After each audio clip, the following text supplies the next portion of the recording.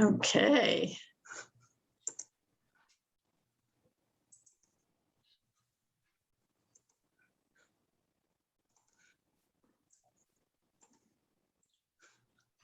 We have a lot of people coming in. Oh my Lord, we have Didier Briffaut is here from Paris. Bonjour, bonsoir. It's the middle of the night. That's wonderful. This is a global presentation here. Oh, I just love that. That's so wonderful. So I just want to say good evening and welcome to the Jenks Center. We are going to record this evening. So just so you know, if you're not comfortable with that, you can turn off your camera. Oh, more people. Okay, so a little bit of housekeeping. If you do have questions before we get to the end of the presentation, you can put them in the chat function and we will address them at the end. Also, if you want to be on our e-newsletter happenings and receive this monthly, you can go to thejenkscenter.org at news and you will receive that. Also, we do a survey once a month that we ask you to participate in. We certainly appreciate that. So in October, of course, we have this evening's presentation. So I haven't hosted John before, so I'm going to ask him a few questions when we get to that point. We also have Dancers Dialogue with guest Lisa Hahn. She is the executive director of Windhover, and that will be Tuesday, October 26th. And we will have our host, Pamela Weiss, who's also a dancer. She's going to come and ask Lisa questions. And we're going to also walk through. We went up and filmed at Windhover, so we're going to include that in our presentation. In November, we have Susan B. Anthony, Failure is Impossible. This is Cheryl Fay. She's a one-woman show. She's amazing. So we have her on the 2nd. We have Songs of the Revolution with Diane Therese on the 9th. She comes in, she wears period clothing and plays original instruments and tells you the history of the songs that she's singing. So she's really a wonderful presenter. We have Hank Philip E. Ryan coming on the 10th, an inside look at fiction, journalism, and the mysteries of both. We have Birds of Prey with Neil Hayward. He has a large following on the 16th, so make sure you sign up for that early. We have the Farmers Market, so this will be in person at the Jenks Center on the 20th from 10 to 2. So that would be a really wonderful event to participate in. We have Composers Corner with guest Eric Lindgren. That's on the 23rd with our host, Andrew Celentano, and they are both wonderful musicians. We have Explore Rodgers and Hammerstein's Carousel with Debbie Block, and she is a wonderful entertainer. So I'd like to thank the Cummings Foundation for their generous grant that is funding this evening. Also behind the scenes, you don't get to see, but Philip Beltz is the director of the COA. We have Maria Rutnam, who's our WSA manager. Nick Asaro, who's our facilities manager. Vicki Druggis, who's the administrative secretary. Kathleen Schneller, our administrative coordinator. Sue Clark, transportation coordinator. Patty Santos, senior clerk. Suzanne Norton, social worker, and Colleen Wages is our registered nurse. So I would like to, at this point, we'll stop sharing and let's just have a little bit of conversation with John. John, not only are you an architect, but I heard this week that you are a fine artist as well. That you do oil, yeah, you do oil paintings. Yeah, principally landscape painting. And then in addition to that, and this is more germane for tonight, is for 42 years, I have been an adjunct professor of architectural history at Boston College. So, and except for the last year and a half, but now I've been switched from fall to spring semester and am due to begin teaching again in January. So. Excellent. Oh, we're so pleased to have you here this evening. I mean, you have a huge following at the Jenks. Everyone speaks so highly of you. So I'm so glad that you're here with us. Is there anything you'd like us to know about you? Nope. Nope. Great. Okay. Yes, I talk too long. So no, we love that. I have a clock in front of me tonight, so I'm going to be keeping an eye on time better than I usually do. No, anyway. Certainly take your time. No, we're all very interested to hear whatever you have to say. So great. Thank you for being here. Thank you, Hillary, and thank you all for being here. There are many, I can't see all of you. I mean, there are many pages of you here. So in the end, I will. What I will do is give my talk here and make your brain explode with knowledge. And then at the end, I'd love to do some question and answer stuff here too. So unless it's a burning comment that you have to make, try to keep your comments inside your head until the end of the presentation. Or they can put them in the chat function. Or you can put them in the chat. That's not a hard and fast rule. But anyway, all right, so let's get going here. Gee, I didn't realize that the lecturers at the Jenks would come wearing period clothing. I should come in a toga tonight. That would be racy, wouldn't it? All right, I'm going to, let's see, here's a little technology. I'm going to screen share. Hang on. Share that screen. Share.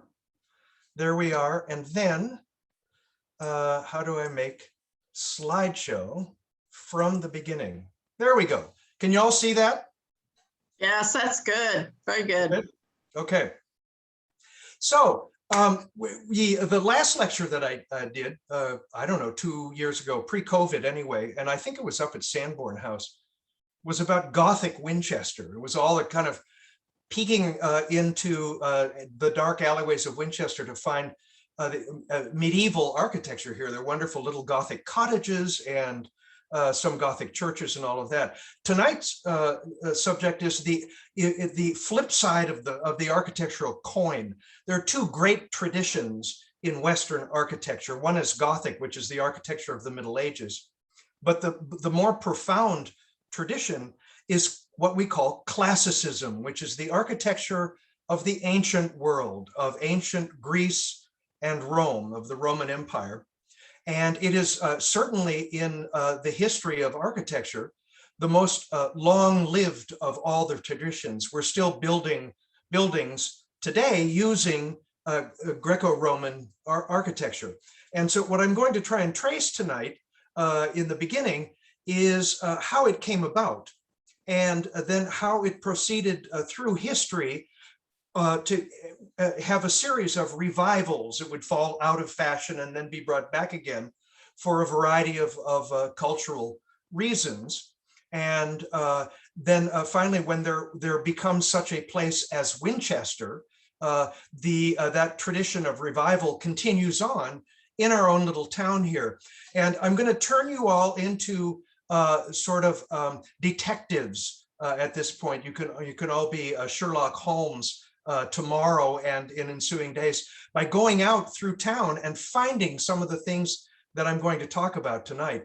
I'll show some pictures of Winchester buildings, but by no means is any of that exhaustive. There's all kinds of stuff all around, and you can go out and start looking for it here.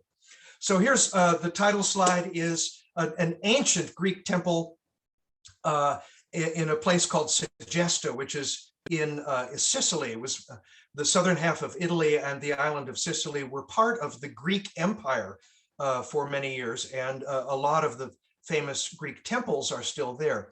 And the other half of the picture here is, of course, the post office in Winchester, showing the longevity of ancient temples here. So what is an ancient temple? Where does that come from and all of that? So let's jump into it. If we drive around Winchester, Winchester is well known for its great assemblage of beautiful houses and beautiful architecture. And lots of it exhibits elements of this classical ancient architecture here, if in no other way than in the way that we're looking at here. Two little houses. One is up on, I think, Swan Road, and the other one's in the flats, that have these curious triangles over the doorway. Sometimes the triangles are just all by themselves. And sometimes, as we see here, there are these sort of flat decorative pieces that are holding them up at either side here. These are what we call pilasters. And the little triangle is what is known as a pediment. And the pediment is a detached little piece cut away with an X-Acto knife from a whole 2,500-year-old tradition of making architecture. And so as you drive around Winchester, you'll see more than half of the houses have these little pediments over the doorway. Well, where did that come from? Let's go back in time and figure that all out. We go back to classical Greece, and the predominant long-lived building type from the ancient world is a temple. This is a Greek temple, a very primitive one, in what we call the Doric style, as I said, in Segesta, in Sicily here. It's lost its roof and its innards, but what remain are the columns that go all the way around on all four sides. And at the narrow ends, we see the presence of a kind of sloping or pitched roof in this little shallow triangle on the top here, which is, of course, a pediment. So where did that all come from? This sort of forest of columns here as a kind of formalized piece of architecture. Architectural historians think that there's a kind of a mythic story that explains the deep origins of all of this, the deep origins of religious practice in the ancient world, in prehistory even. And it asks us to pretend that we are hunters, sometime maybe 3,000 years ago. And we are the provider of food for our family. And we need periodically to go out on a hunt and look for game to kill and bring back so that the family might survive. And so pretend you're a hunter. Here's from a Greek vase, an ancient Greek hunter with his hunting dog, out in the forest. And you're not having very much luck. You've been out for days and days without being able to almost even see any animals, let alone capture one. And so you, in frustration, in the depth of the forest, you say a prayer to Artemis. Artemis is the goddess of the hunt. And say, oh, Artemis, I will sacrifice to you if you bestow a blessing on me and help me find some success in the hunt. And lo and behold, an hour later, you come to a clearing in the forest, and the sun is pouring down from on high, and there in the distance is a deer. And you silently come forward, you throw your spear or shoot an arrow or something, and you have great success. You kill the deer. And so your family is assured food for several weeks here because of that. And you approach this lighted clearing in the forest, and you dedicate that space to Artemis, the goddess who helped you capture the deer here. And it becomes, in your mind, sacred. Maybe you cut off the antlers or the deer's tail or something and put it on a tree, and you dedicate this space to the goddess. So then you go home and you tell all your friends what happened and say, you know, Artemis was good to me, and here's this special space. And if you want luck in hunting, go to that space and offer a prayer to Artemis. And what happens is that this grove becomes sacred to the goddess, and it becomes a place of religious significance. And it becomes what is known in architectural history, indeed in deep history, as a sacred grove. And that becomes one of the great deep metaphors of spiritual and religious places, including buildings, ever since up to our own present time. the deep memory of a sacred grove persists over many, many millennia, up into the great formality of architecture. In the middle top is the interior, a recreated interior of an ancient Greek temple. Happens to be what we think the Parthenon looked like, with a great huge statue of the goddess Athena at the far end here, covered in gold leaf, and sitting inside a chamber that has columns on 2 levels going down the inside. And it's a kind of a recapitulation in a highly formalized stone version of a sacred grove. These are symbolic trees, if you will. The growth over the next 1,500 years produces, among other things, the incredible architecture of Gothic cathedrals here, invented in France. And so we see one from the sort of the middle of the Middle Ages on the right here, which is the great Cathedral of Rouen. And then the one on the left is the Cathedral of Cologne, or Köln in Germany, which had a French architect. Gothic architecture is, among many other things, a great symbolic sacred grove. These are trees growing up with light coming down from the crossed branches up above us, down into the darkness of the forest down below. And the same thing applies not just to churches. The one example I'm going to show you here is Thomas Jefferson's famous University of Virginia, which is a sacred space surrounded by a colonnade of greater and lesser columns, which again are a kind of sacred grove here, demarcating this academic institution as a spiritually significant place. There's something sacred about it all. So if you asked a child, we're dealing with deep metaphors now in cultural history. If you asked a child to draw a house, chances are that the child would draw something like what we see here. It's a picture of a house. Here's mommy and some flowers and the sun up above, but it has a pitched roof, a kind of angled roof on the top. And in most places, other than the dryness of the Sahara Desert, houses have pitched roofs because that's the simplest way to make rain go away from the inside of the house, to make rain spill off into the sides of the house here. This is a deep metaphoric shape for making buildings deal with rain. In France, in the middle of the 18th century, there was a Jesuit priest who became an abbot outside of Paris named Marc-Antoine Logier. And he wrote a very, very famous treatise called Essai sur l'architecture in 1753, an essay on architecture. And this illustration is the frontispiece for that book that he wrote. And the point of the book was calling for architects to get away with all the excessive ornament of current architecture and go back to something simple, to basics in architecture, the simplicity of the basic building blocks of architecture. So speaking of building blocks, here we have a symbolic representation of the Muse of Architecture. We can tell that because she's sitting on chunks of architecture, and she's holding the great symbols of architecture, which is a square and a caliper or a compass to measure things with. And on the other side of the page is what I presume is an architecture student, this little cherub here with wings.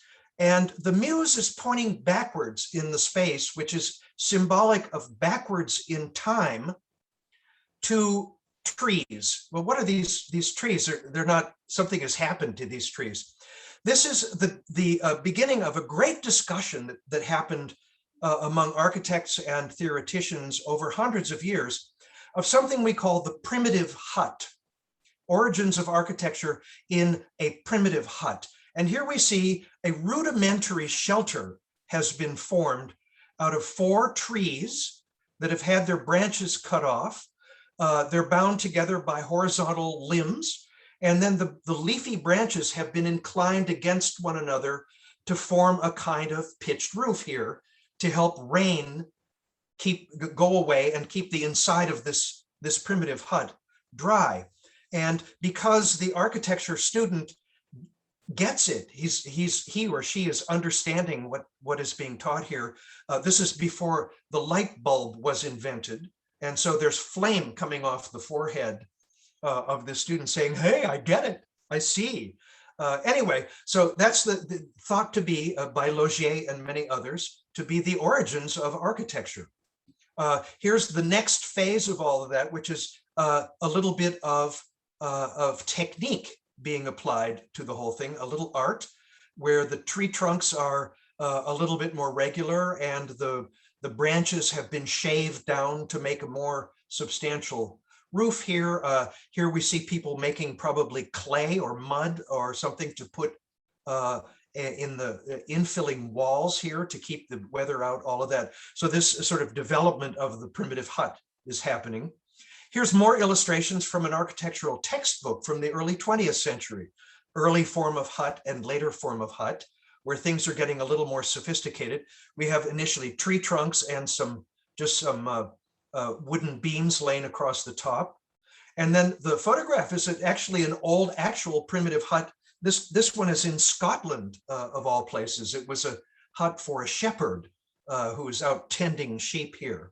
And you can see that the posts that are holding up the roof here are tree trunks with now some sort of thatch on the roof and in between the tree trunks. So you see where this is leading. I mean, this is the origins of far more sophisticated things that are coming in the future. So here in the upper left is a picture now of sort of the recreation of an ancient Greek house early on in Mycenaean times, in the time of the Trojan War, or maybe earlier than that, with a room or perhaps two rooms on the inside. The walls between the posts have been infilled with either thatch or some kind of woven basket that maybe has clay put over it. And then outside in the front is a kind of an open air living space. When the weather's nice, you can sit out of doors on this kind of porch out here. And so that's the basic shape of a house.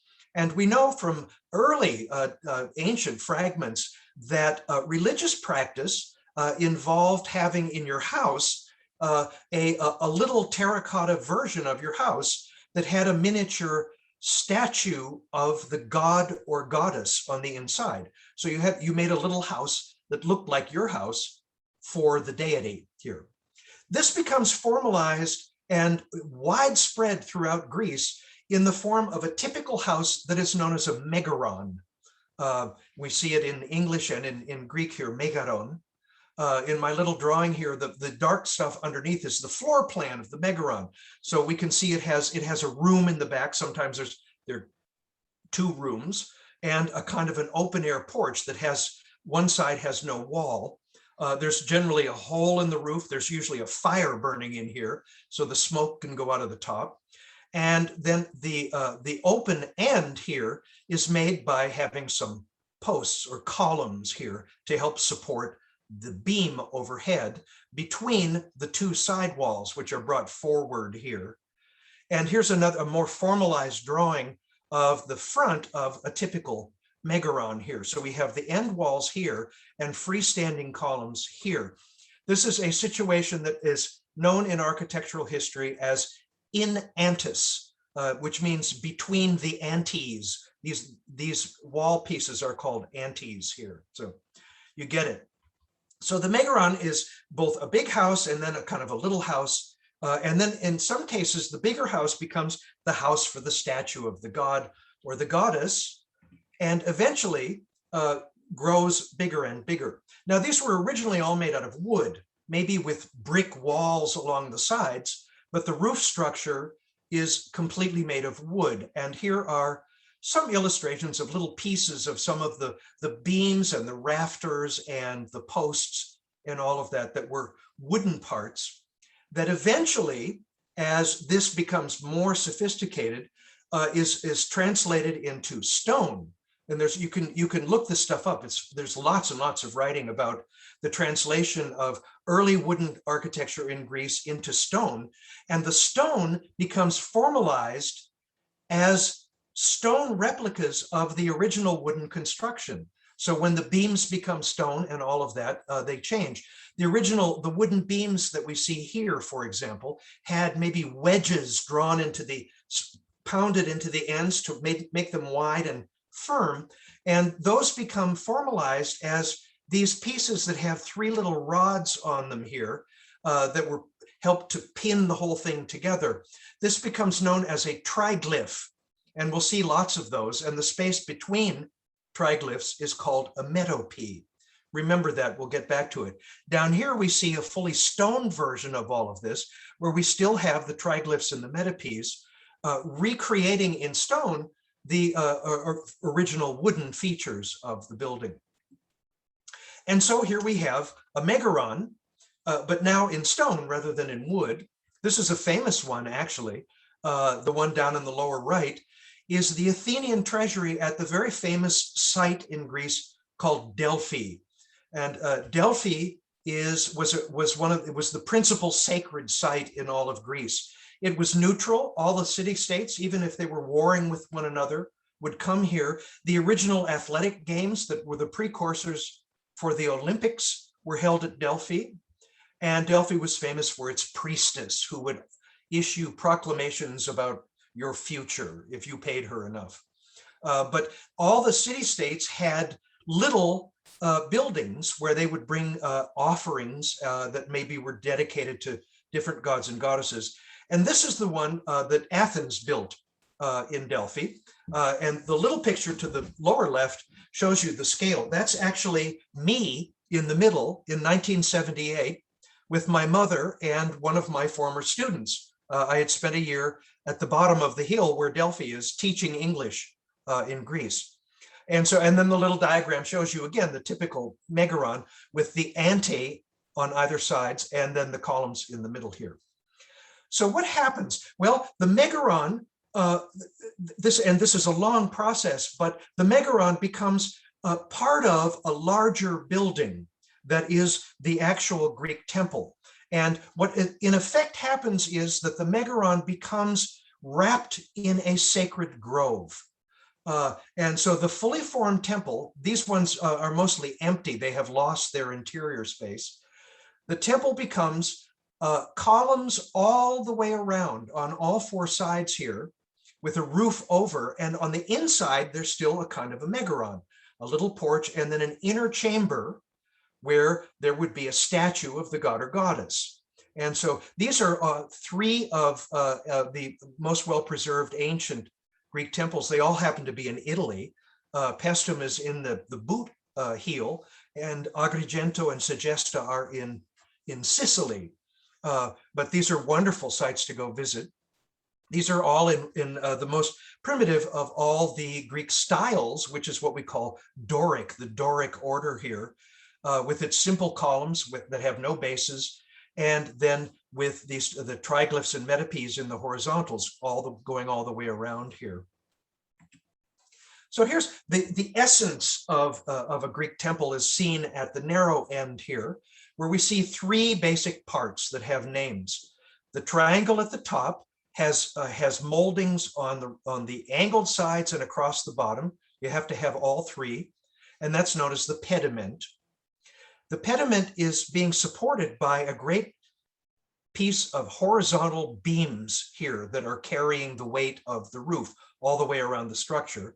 And there are all kinds of ways of decorating that, but the whole thing taken together is known as the entablature, the table top that then surmounts the thing that's supporting it, which is the colonnade. A series of columns is always known as a colonnade.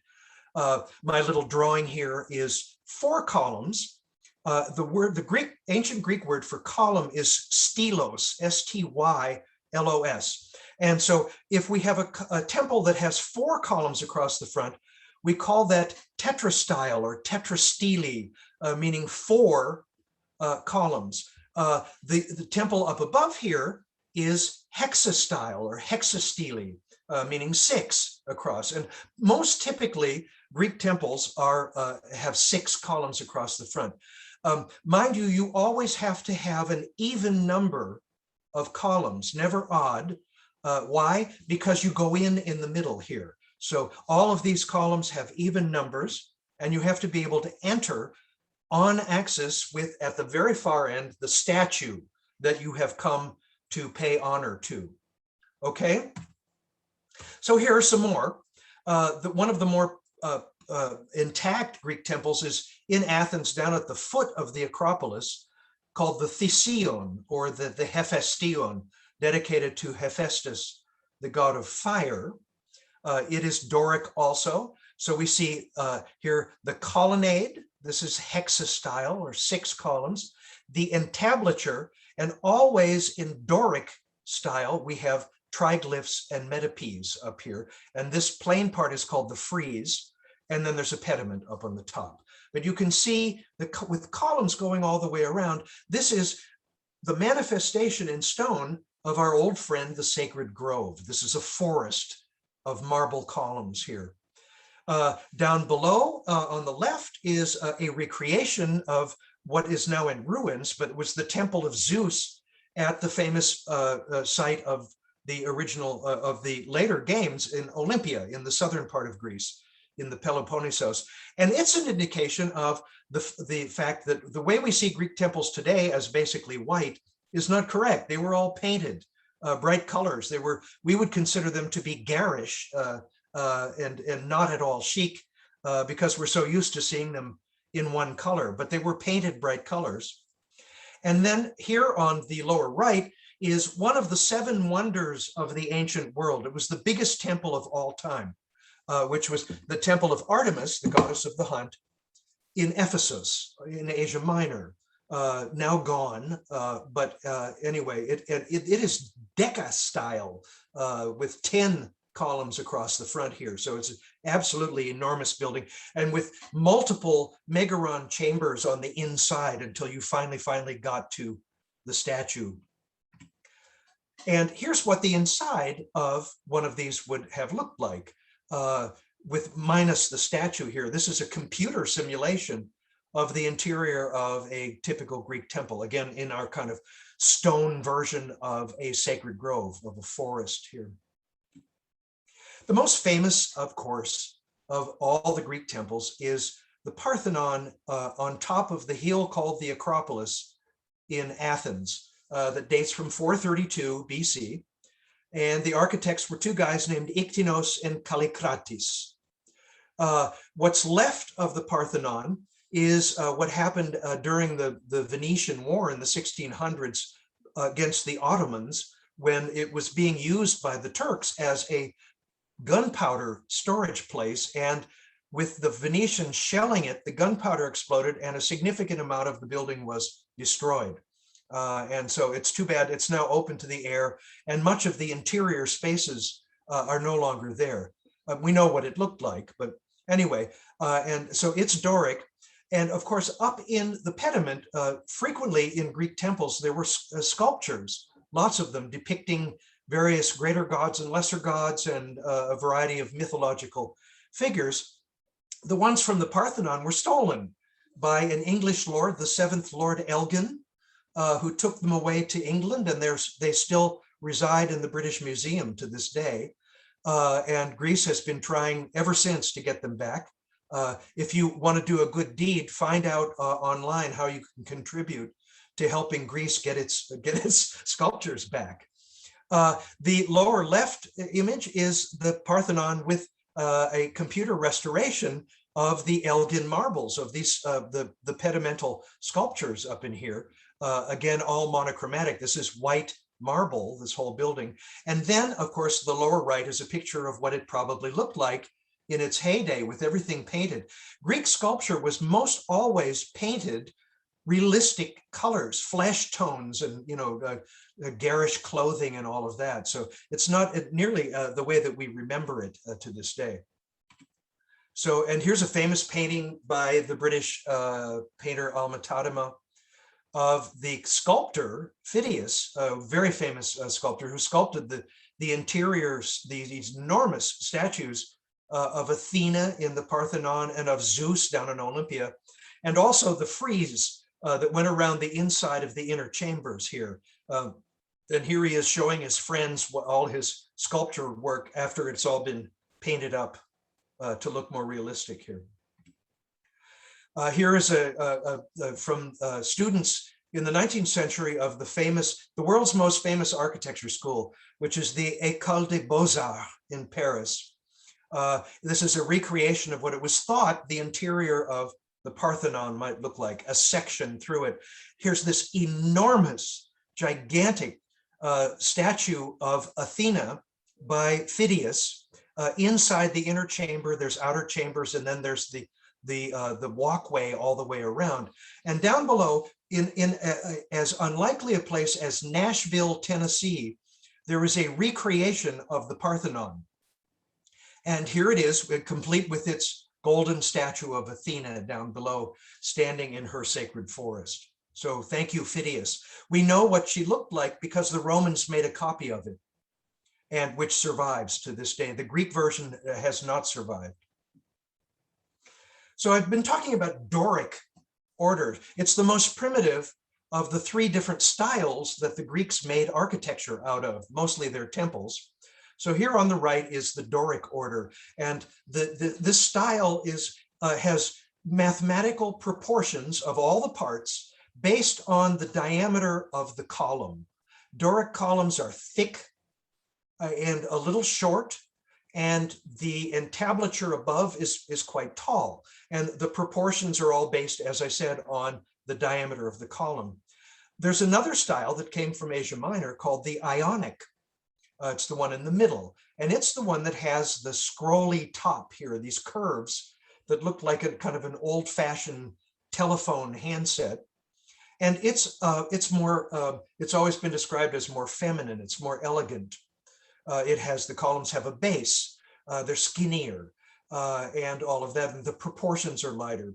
And then the third one is the Corinthian order, which is even thinner and more elegant, and it's at the top of the columns here have acanthus leaves on them instead, so it's more vegetative matter here, and the entablature is plain except for dentals up here. These little tooth-like things are only part of the Corinthian order, and the triglyphs and the metopes are only part of the Doric order. So here's on the Acropolis, there's a little temple to Athena that's in the Ionic style here. Here's a drawing of its front down below, and the way we see it today, most of its pediment is missing, but you can see the Ionic capitals here. So now you're all experts in Greek styles, and as you go out into Winchester, you can see them all. One of the biggest of the temples in Athens was the temple of the Olympian Zeus. Only these columns remain of it, but they're in the Corinthian order. You can see here with these leaves up at the top. So many of you know this stuff. So now we leave Greece and we're moving on to ancient Rome. Rome grew out of an earlier, more primitive civilization that was called Etruscan. And Etruscan temples and early Roman temples didn't look like Greek temples at all. They were kind of boxes on the back that held offerings and usually a statue. And then there was a kind of a front porch that we call a portico, carried on columns. It had, again, a pitched roof here. This is an earlier one. This is an old drawing of a little bit later one. But one of the differences here is that Greek temples were always almost flat on the ground. They sat on only 3 steps up from the ground, always. Etruscan and Roman temples were raised way up high on a base, and you had to go up a big flight of stairs to get in through the portico and then into the building behind. So this was the typical kind of Roman temple. Rome conquered Greece, but they were embarrassed to find out that Greek civilization was greatly superior to early Roman civilization, and they had no qualms about simply borrowing Greek stuff. They borrowed Greek sculptors, and they borrowed Greek fashion, and in some cases they borrowed Greek governmental structures and Greek culture, music, and cooking and all that kind of stuff, including architecture. And when the Romans began to build more substantial temples, they built temples that still were this type, a box on the back and a portico on the front, up on a high base, but they made them look like a cartoon of a Greek temple. This is the most famous, the most well-preserved of all Roman temples in the whole world, dating just from about the time of Christ. And it is in the city of Nîmes in the south of France, where there are many other Roman ruins. There's a great Colosseum in Nîmes, for example. And it's known by its French name, the Maison Carrée, which means the square house. This is the temple that Thomas Jefferson fell in love with. He almost passed out from passion looking at this hours on end. And when he was finally asked to design the state capital of Virginia in Richmond, this was his model. He made it look like the Maison Carrée. So here we see a typical Roman temple. The portico on the front, the columns continue in this kind of cartoon of a sacred grove, like the Greeks would do, but with fake columns, only half columns that have been glued onto the outside of the room in the rear here. And it goes all the way around the back and back on the other side here. This is in the Corinthian style and all of that. And note that again, it's up on a very high base and you have to go up a great flight of stairs finally to get into it. So this is typical. Here are a bunch of others. There are lots of Roman temples around the world now, wherever the Roman Empire was. One, if you go to Rome, you see one of the early ones here, the Temple of Portunas. Again, and all of these descriptions that I've been giving you are the same here, big flight of stairs way up high, and the fake little half columns going around the back. A Roman temple in Garni in Armenia. In Croatia, an ancient ruin here, the Temple of Rome and Augustus. Of course, the Romans eventually got around, once they became an empire, of deifying the emperors. And so then there would be temples built to Caesar and Augustus and all the other emperors. Down below in Vienne, which is in France, just south of Lyon, is a temple. There are some temples. This is a temple of the imperial cult of various emperors and empresses, mostly Augustus and his wife Livia. And here we see the front and the back view of the same thing, where the columns eventually give out and become not only half columns, but these flattened versions that we call pilasters here around the backside of the whole thing. So that's how you can always distinguish a Greek temple from a Roman one because of that, that use of the little fake temples. The Greeks didn't just have big rectangular temples, they had round ones also. Here's a little model that we have from antiquity of one of these, probably depicting on a miniature scale, the famous early one that was a round temple again at Delphi that's called the Tholos. And here's a recreated painting showing what it probably originally looked like here. The round temples were, we don't know what they were dedicated to. We think not gods or goddesses, but fire, that there was a fire that kept burning inside all the time. And this appealed to the Romans, who had a goddess named Vesta, who was the goddess of home and hearth. And her symbol was not a statue, but a fire. And so there are lots of these temples of Vesta still left in Italy. This is the Temple of Vesta in Rome. The roof it's now missing its entablature here, but here's a more formidable one, half of which remains outside of Rome in a place called Tivoli. And we still have the interior rounded room on the inside where the fire was. So there are different variations of temples here. And the biggest of them all, probably the most, second only to the Colosseum, the most important remaining Roman building, is the Pantheon in Rome. Pantheon is a Greek word meaning all gods. It was an enormous temple dedicated to all the gods, this time Roman gods, not Greek ones, but the Romans simply borrowed the Greek gods and gave them Roman names. The Pantheon, if you have ever been there, is mind-boggling.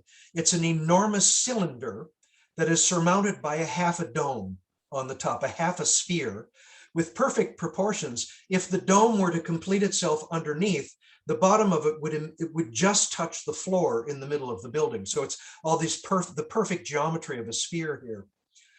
But there was a problem. It didn't look like a temple. It didn't look like a religious building. And so the architects of it decided that they would put the front of an actual temple on it as a kind of an entry portico here. And so the big pedimented temple front here is a kind of a fake. It's a billboard that says, hey, this is actually a religious building. Come on inside and worship your favorite god or goddess. And so we have now just the front of a temple acting as a kind of symbol or a metaphoric part. And this is important when we ultimately come to Winchester here. The Romans had no problem shaving off the front of a temple for various purposes. For example, here are two triumphal arches that were built to celebrate military victories in ancient Rome. And the Romans invented the arch. The Greeks didn't know how to make arches. With an arch is important because you can span greater distances. The dome of the Pantheon is a three-dimensional arch. But these arches were meant to ennoble victories. And so the victorious armies and the captured people and goods were paraded through these arches. And to give it the semblance of religious benediction in ancient Rome, look what we have. We have a cartoon of a temple stuck here with just being held on two columns here, but we still have our pediment, our entablature, and our colonnade here. And here's another one. Its pediment has been damaged, but another triumphal arch. This is the Arch of Tiberius in Orange, again, down in the south of France. There are probably as many good Roman ruins in France as there are in Italy, and particularly in Provence, which was really a very early part of the Roman Empire. And so the temple front is now the most important part of ancient temples that's been used throughout the centuries since, all the way up to pretty much our own day. Here are sort of examples with the temple connoting honor somehow, if not directly religious, then spiritual in some way. This is in Germany. It's the town hall in Winterthur, a city in Germany. And here we have the center of the whole building is an enormous Corinthian temple front. This happens to be down below it, the library at the University of North Carolina in Chapel Hill. And it's by the famous architects McKim, Mead, and White. So it has a domed rotunda, but in front of it, it's like a mini pantheon stuck in the middle of the building here. And in front of it is an Ionic temple. This is Thomas Jefferson. Those of you who are members of Jumelage have been in this building. And this is Jefferson's state capitol building down in Richmond, originally minus the side wings, just the pure Roman temple in the middle. He wanted to confer the honorific of ancient culture to his Virginia and say that the government inside this building comes from an ancient source 2,000 years ago. And above is, of course, the United States Capitol building that has 7 temple fronts going around it. This is the original one down here, but the side wings have 3 of them all around. And you can see again, these are Americans up here pretending to be Greek gods and goddesses. So it's with us everywhere, including, ta-da, here in Winchester. And so here's a little just sort of computer drawing of the front of a Doric temple. And down below is our first little temple that we see. These are all over Winchester. And I want you to go out into the world tomorrow and find them. This one is well known. It's the front of a bank that keeps changing names. And I think it's still currently the Bank of America, but it had been about 6 other banks as they kept buying each other up.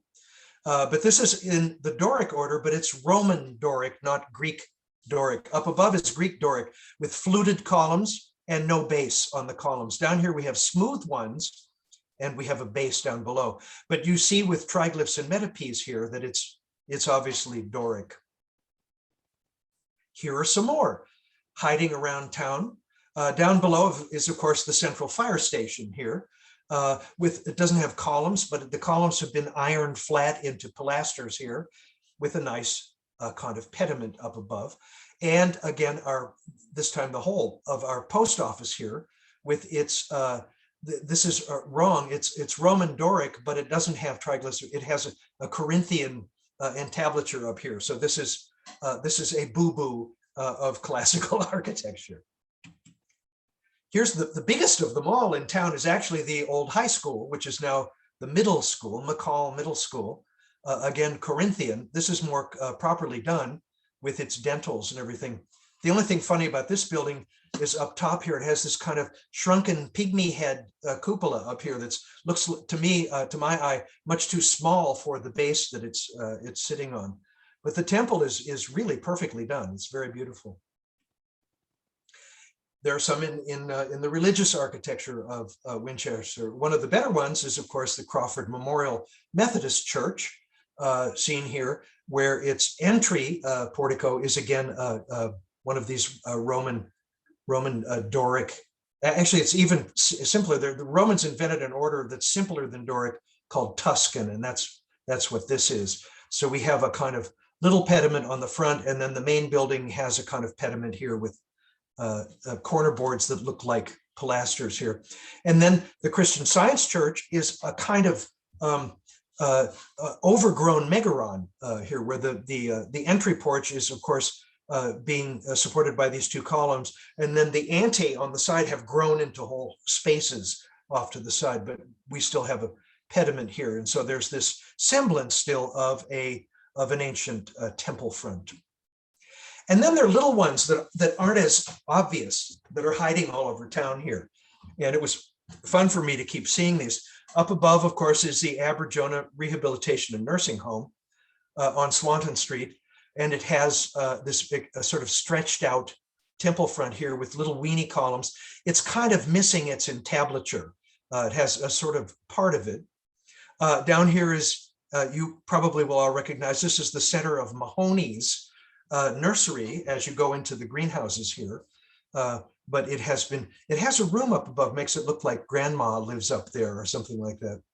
But it has nice sort of square columns down below. And then seen from across Wedge Pond, we have this Wedge Pond housing here, where we have kind of mama and baby temple fronts stuck on the side here, just being held up by kind of wooden sticks now. That there's with a few moldings put on is the attempt to make them look like classical columns. The Downs Family Memorial in Wildwood Cemetery is a beautiful Greek Doric, a mini temple, if you will, here, very properly proportioned with its triglyphs and metapiece.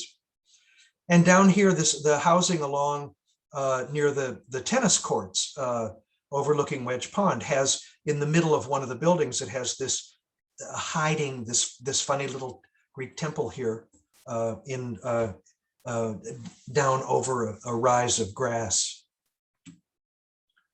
So with the Romans being okay with sort of stripping away a temple front and pasting it onto something else, we see it very frequently being used to surround doorways to indicate in a kind of symbolic way a house or a point of entry into shelter. It's a way of saying welcome. If you come through here, you will find shelter.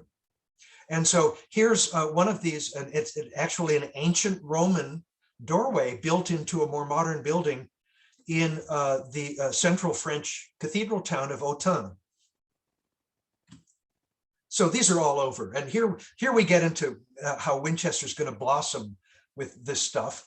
None of these are actually in Winchester, but they're all around Beacon Hill and the Back Bay and out in Deerfield and in England.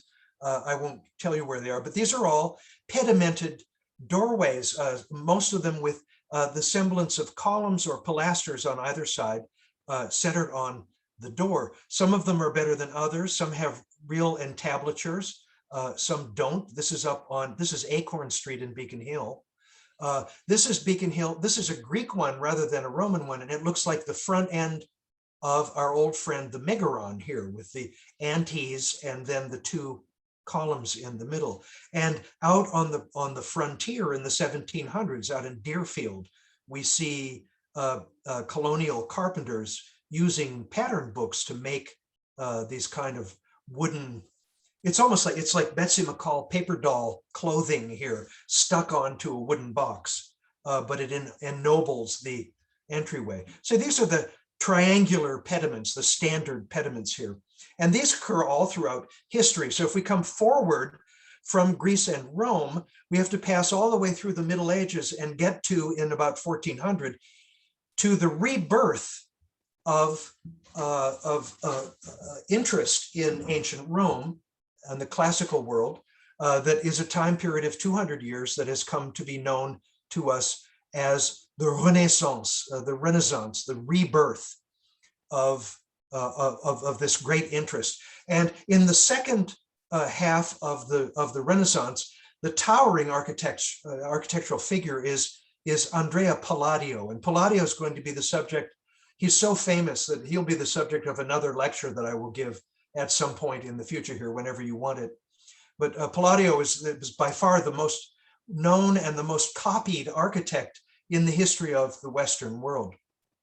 Here are two of his churches in Venice. The one up above is San Giorgio Maggiore, in which he solves the problem of what the end of a basilica looks like. A basilica is tall in the middle and short on the sides.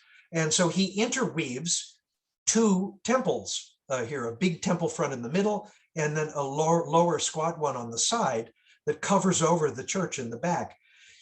Here's another famous of his churches called Il Redentore, the Redeemer, where we have all kinds of pediments and temple fronts, including a little door surround here. It's not so little, a big door surround in the Roman style. Palladio grew up in the north in Vicenza near Venice, but had 3 major trips to Rome where he sketched buildings and measured them and compared them against the great authority on Roman architecture in his day, who was the only Roman writer on the subject of architecture to survive through the Middle Ages, whose name was Vitruvius.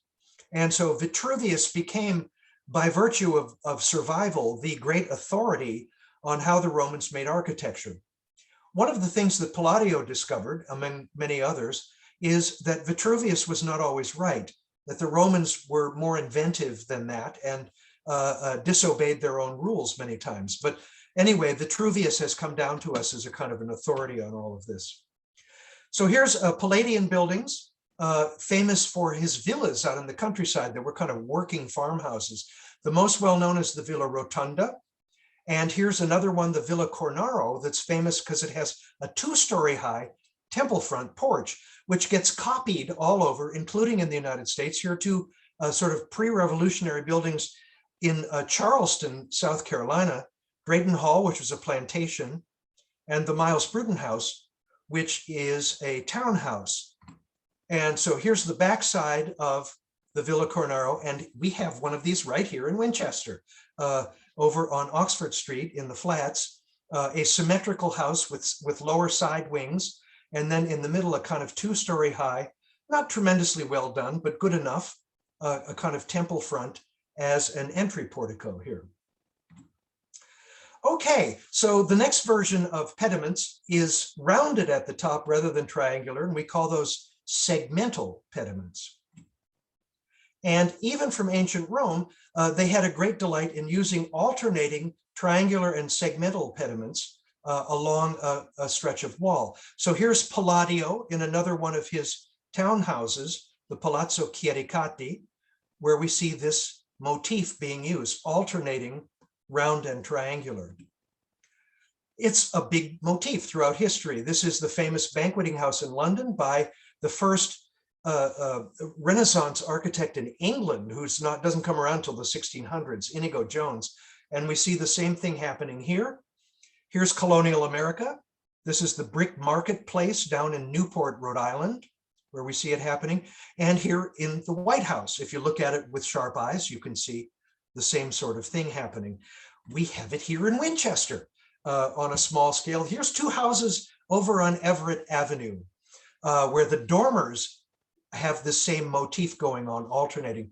In this case, we have a split segmental pediment as a kind of fake billboard up there with maybe a flat roof or a shallow roof going on here. But the idea is sort of alternating pediments. So again, the legacy of ancient Rome. The next use of Rome is in the 1600s and 1700s, is a time we know as the Baroque, during which architects took Roman architecture, put it in the microwave on high for 5 minutes, and everything came out gooey and curvy and sexy. And so that's what is typical of Baroque architecture. So we see churches like this one with everything curving around. This is a little church in Rome by an architect named Borromini, and this is the inside of that church where everything curves. It's all meant to be mystic and mysterious. This one is in the south of Germany, a place called, a church called Vierzehnheiligen, the 14 Holies, with a little temple front up here in the front of the facade. And here's the interior. Again, everything looks kind of weightless or like powdered sugar going on inside. The Great Cathedral of London by Sir Christopher Wren has all these Roman pieces on the outside. And this is the interior of just the choir, just this part of the building down here, with all of everything enriched and curving and all of that. So that's Baroque architecture. And Baroque architecture has different kinds of pediments. Again, these temple fronts, broken segmental, the rounded ones now broken in the middle with something happening in the middle, a pine cone, an urn, florid Baroque decoration up here, for example. Down here, this is Quincy House at Harvard University. We see two different Baroque pediments, a little one down here and a great big one up here with all this Baroque ornament going on. And the ultimate Baroque pediment now is this one, the Swan's Neck or scroll pediment. And this is famous, particularly in colonial American architecture. We see this all over the place, where we have a reverse curve, and it's as if the pediment melted and curled back on itself here. So, and then finally, the last two bouts of this stuff in the United States is of reviving classicism is what we call the Greek Revival, where we go back to the Parthenon and we begin to build little Parthenons all over the United States. This is a Methodist church in Charleston, South Carolina. You'd never know that there was a church. This is the old customs house in downtown Boston that now has the huge tower built on top of it, where we have 4 little Parthenons on the 4 sides of the building. This is the famous Custis Lee Mansion in Arlington, Virginia. Robert E. Lee lived in this house. It's part of Arlington National Cemetery now. So these are all kind of copies of ancient Greek stuff, not Roman. There was even a period in the history of the United States called the Greek Mania, where we affected not only Greek architecture, but furniture and clothing and names and all of that. Here are some maidens doing a tableau vivant with wearing Greek robes and all that kind of stuff, acting out some of the Greek dramas of Thucydides or something. And then from a recent New Yorker magazine, my favorite cartoon here of this Corinthian ladies waiting for the Doric hairstylist to give them this chic new Ionic hairdo here. So anyway, and down here is a typical, this is down in Middletown, Connecticut. It's the interior of a Greek Revival house down there with pseudo Greek furniture in it. And so we get these houses all looking like Greek temples now. This one on the upper left is in Indiana. Upper right is a famous house called Andalusia in Philadelphia, where the owner had an early federal style house and he commissioned an architect to wrap it in the Parthenon. So that happened.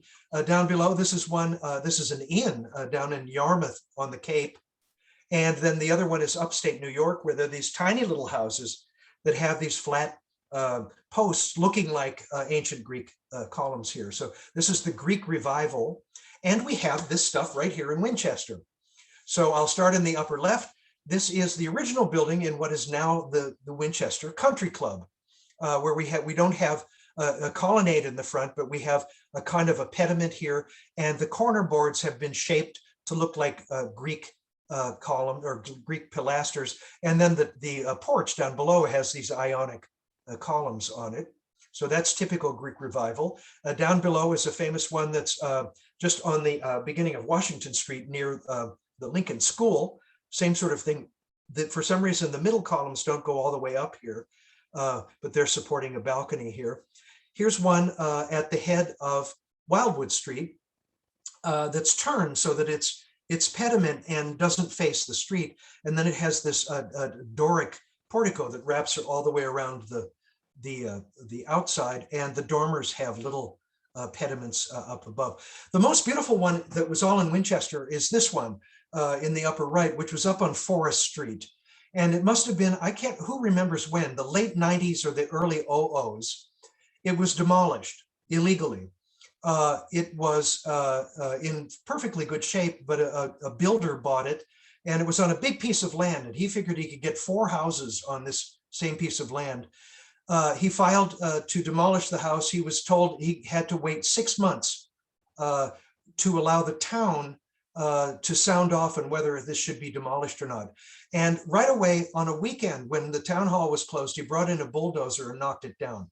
And so what we have today is 4 of these things, these really bad houses that replaced what was this very beautiful Greek temple. And the only memory of that is this one house has a kind of little temple front as a front porch. So that gets us again back to Winchester. There's a lot of builders building in the Greek Revival style that didn't know exactly what the right way to do was. So here we have, this one's in upstate New York that has 3 columns. It's a great no-no to have an odd number of columns because you can't go in the middle, or to have them irregularly spaced. This is a house down in Eastham on the Cape, I think. And of course, the flattened columns here that we call pilasters are not evenly spaced. This is a big space, and these are little ones down below. And so that's a kind of a no-no too, where it's odd proportions.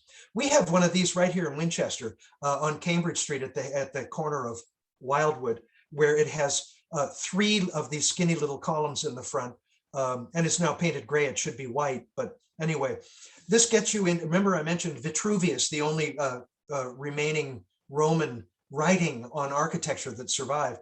So it gets you into Vitruvian purgatory, where you have to pay for your sins if you've violated the rules of classical architecture.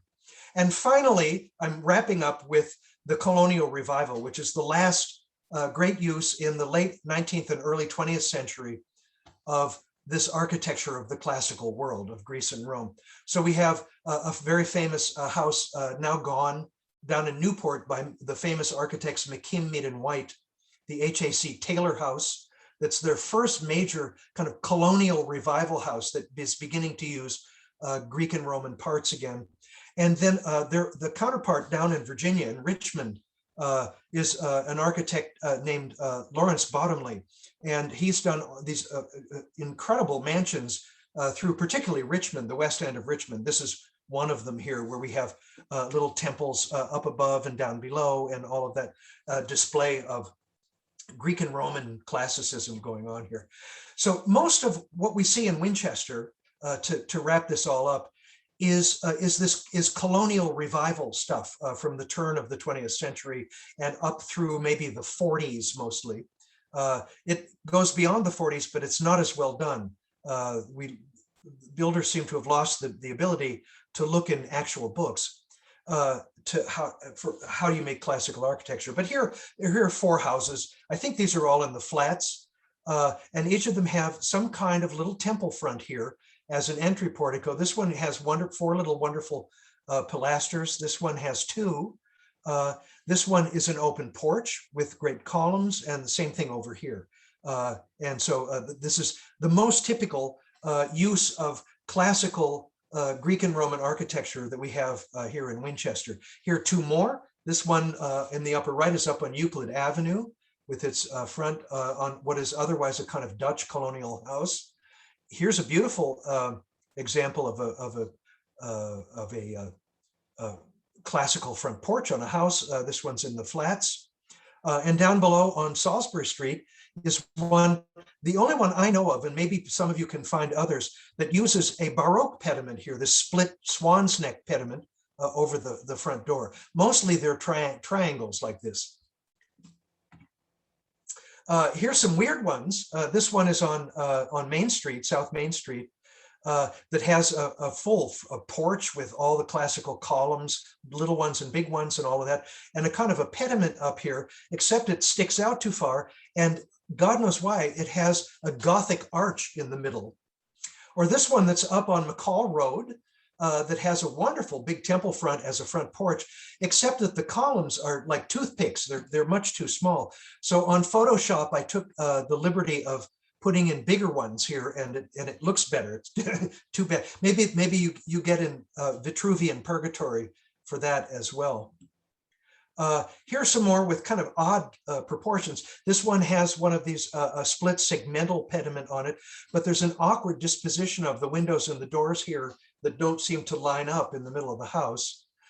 Or this one down below, where we don't have a complete pediment up above. Somebody put an arch, an elliptical arch in the middle of it, and then these windows don't line up. There's something odd going on there. So I consign these houses to Vitruvian purgatory too. And then here, the wonderful 20th century begins to reproduce classical parts, pediments and columns and pilasters out of foam or stamped metal or some other sort of fake material. And so you can buy these things online now and stick them on the front of your house. This is like Betsy McCall paper dolls here.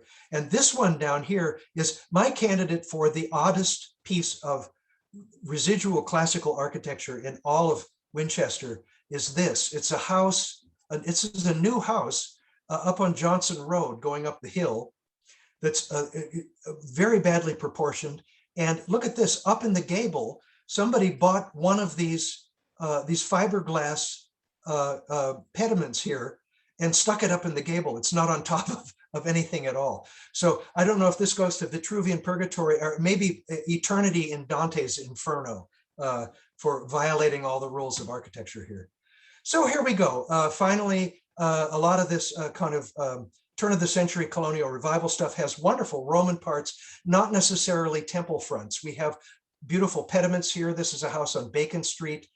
Here's a house at the beginning of South Border Road going up through the fells. It's very beautiful, typical colonial revival house with good Roman parts. The only wrong thing is they painted the frieze yellow up here. That should be white up above. And then this is Governor Volpe's house on Everett Avenue here with this wonderful tholos, the remnant of the kind of the rounded Greek and Roman temples, this one in the Ionic style. And this house I love on Everett Avenue because it has built into it a big temple front, beautiful pediment, and all of that, the correct entablature here, and then these pilasters. And then in the middle of it, it has this kind of swan's neck pediment in the above the stair landing window. So there you go. This stuff is all over. There are bits and pieces of it, and I'm now, I will end this and leave it to you to go out into Winchester and find all this stuff. The two schools that aren't schools anymore, the old Washington School has a bit of it here, minus its pediment. The pediment escaped from over here and went around the corner and hid itself as a doors around here. So it's still there. It's just not where it originally was. Here's the old, the Mystic School, where we have a segmental, a rounded pediment here, a temple front and the door, or another one here, and then up in the gable is a recreated Roman pediment. And lastly, I'll leave you with these images. There's crypto, they're little bits and pieces that are still around in Winchester. The building that has Joe's Pizza in it down here actually has a kind of an order of classical columns. It doesn't have a pediment, but it at least has that kind of sense of, that goes all the way back to an ancient temple.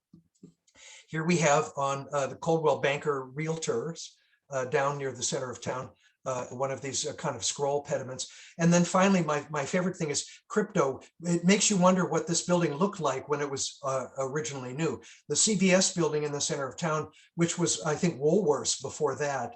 And I don't know what it was before that. We assume it has a little pediment here that would have had the doorway centered on that pediment going through. So anyway, I release you now to ask questions, and it's important to go out into Winchester and find this stuff.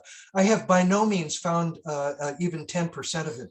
It's all over the place. So go out with new eyes now and look for pieces of ancient temples all over the place. And that's the whole legacy of the continued 2,500-year-old tradition of classical architecture that's still going on here. Okay. I'm all long, but I'm finished now. So that was a marathon, not a sprint. Yeah, that was a marathon. Wow. I'm certainly gonna go outside and look at my house. Or hire a builder to start putting temples on your house. Yes. Time for renovation here. That's right. That's awesome. Who has a question? Anybody? Any questions before we go? I'm going to stop share and go back to seeing your faces here.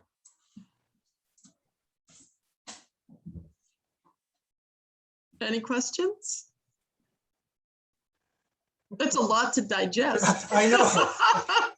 Everyone's catatonic here. Yeah, it's a lot. It was a lot. Yes. Okay, yes. you guys, I'm sorry to have done this to all of you. But... No, it was wonderful. I feel like I have to run around the town and look at everything. That's really the point, is to encourage you all to look up. Look at things. Yes. Yes. Fresh eyes. Yes, definitely. Right. Well, thank you so much. You're very welcome. That was so wonderful. Thank you. Okay. Thank you, everyone, for coming. You're See welcome. You soon. Yeah, thank you for being here, and good night to everyone. Good night. We'll let everyone else leave, and then I will.